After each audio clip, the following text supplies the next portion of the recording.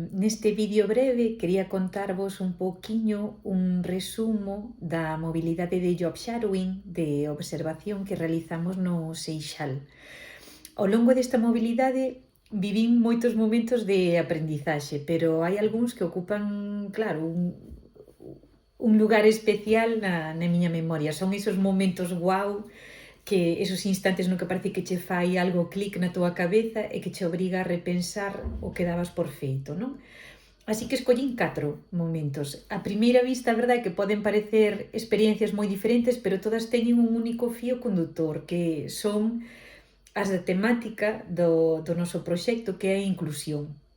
Non a inclusión entendida como un conxunto de medidas ou de recursos, senón como unha maneira de mirar as persoas, de organizar os espazos e de construir a convivencia e por suposto, de entender a aprendizaxe, que é o máis relevante, non? Así que cada un deses momentos deixou en min ou ben unha pregunta, unha emoción ou unha idea que modificou, inda que sexa un pouco a miña forma de entender a educación. E por iso quixen gardalos aquí, neste vídeo, e tamén no noso rexistro de aprendizaxe, que é o Portafolios Digital. Entón, vamos co primeiro. O meu primeiro momento guau non aconteceu dentro dun aula, senón nos despachos da dirección. Foi o coñecer a Sofía e a Paula, que son as directoras do agrupamento de escolas Paulo da Gama e do Colexio Nun Álvarez.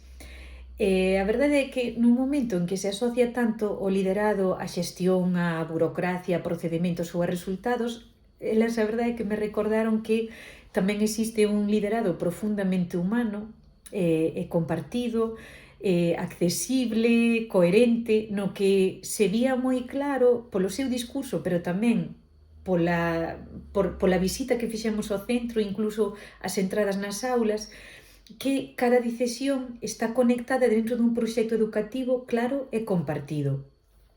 Un dos aspectos que máis me chamou a atención foi a proximidade co alumnado e coas familias, a sensación de que cada persoa importa. Por exemplo, Paula sabía os nomes de todo o alumnado que nos cruzábamos nos corredores, que se non me equivoco eran de alrededor de 800 alumnos e alumnas nese centro. No cole de Sofía daba a impresión de que as portas están abertas e de que a inclusión non é unha liña dun documento, senón que é a forma de relacionarse nese cole. Incluso a colocación dunha árbore no medio dun corredor para evitar posibles conflictos ten sentido dentro dunha visión e dun proxecto educativo, non? A verdade é que saín desas visitas coa convicción de que as escolas inclusivas non comezan nas aulas únicamente, senón que moitas veces comezan na mirada, no xeito en que se lideran os centros, na cultura de coidado que existe, que é un traballo de construción continuo. Así que ese foi o meu primeiro momento guau. O segundo ten que ver coa relación entre inclusión e a xestión eficiente de recursos. Aconteceu durante a visita ao CRTIC do agrupamento de escolas Pedro e Anes Lobato, da man de Eduardo, que era o responsable. O CRTIC é un centro no que se distribúen os recursos que se reciben dende o Estado para alumnado e profesorado centros que o poidan necesitar. Bueno, ali o que poidemos ver foi que a tecnoloxía pode converterse nun verdadeiro apoio á participación e aprendizaxe cando hai unha avaliación coidadosa das necesidades do alumnado. Non se trata de repartir dispositivos indiscriminadamente, senón de analizar que é o que precisa cada persoa, que barreiras atopa e que ferramenta pode axudar a avanzar con máis autonomía.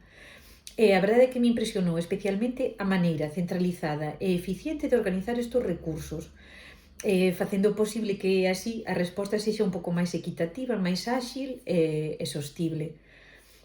Ese momento fíxome pensar que a inclusión tamén depende da intelixencia coa que usamos os recursos que temos, porque é verdade que un recurso ben escollido e no momento axeitado pode abrir unha porta que antes estaba pechada.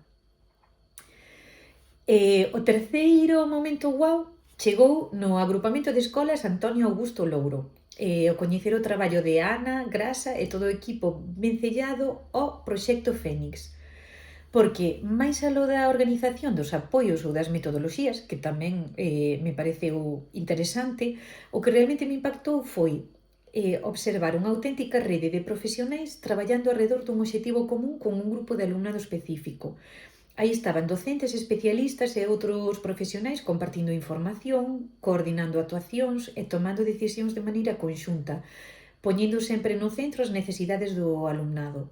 Pero a verdade é que se tivese que resumir este terceiro momento guau con unha frase, collería a que dixo Grasa, que dixo: a crianza é un todo, nós non podemos traballar por partes. Mais claro auga, porque a verdade é que aí hai unha profunda ética do coidado, un recordatorio de que detrás de cada dificultade, de cada necesidade específica ou de cada indicador académico hai unha persoa completa, non? Cunha historia, cunhas emocións, unha familia, un contexto. Non sei, gustoume moito e outra vez saín da visita deste centro pensando que a inclusión non depende só dos recursos e das estruturas, senón tamén da capacidade dos profesionais de mirar outra vez. O que pasa é que esta vez xuntos na mesma dirección e de nunca esquecer que educamos persoas, non fragmentos, non? E xa pasamos ao cuarto momento guau que quedou ligado a unha frase que vin e escoitei no colexio nun Álvarez, que era: esta escola é mellor porque eu estou cá. E nun centro cunha enormísima diversidade, con alumnado procedente de contextos moi desfavorecidos. Este lema podría quedar aí nun lema baleiro, unha declaración bonita, pero o que percibimos durante a visita ao centro era moito máis que iso, era unha filosofía de centro que estaba presente na maneira de organizar os espazos, nos tempos de lecer, nos proxectos educativos, no cuidado do benestar e tamén nas actuacións cotiás do profesorado. Como vos decíamos, incluso o propio feito de saudar o alumnado por nome cando se cruzan polos corredores, comprobar que están ben, colocar sofás nos espazos comuns, zonas de interacción e de xogo. A min todo me parecía transmitir unha mensaxe clara ao alumnado, que é que ti importas, que formas parte e que a túa presenza mellora esta escola. O dito, quizáis esta foi unha das grandes aprendizaxes da mobilidade, porque a inclusión non é só conseguir que todo o alumnado e o profesorado este xunto nun mesmo lugar, senón que se sinta, teña ese sentimento de pertenza, de que ese lugar é propio e de que un forma parte do lugar, non? Entón, bueno, aí quedan eses 4 momentos guau, desexando lervos nos comentarios a ver se me deixades tamén cales son os vosos. Graciñas por escoitar.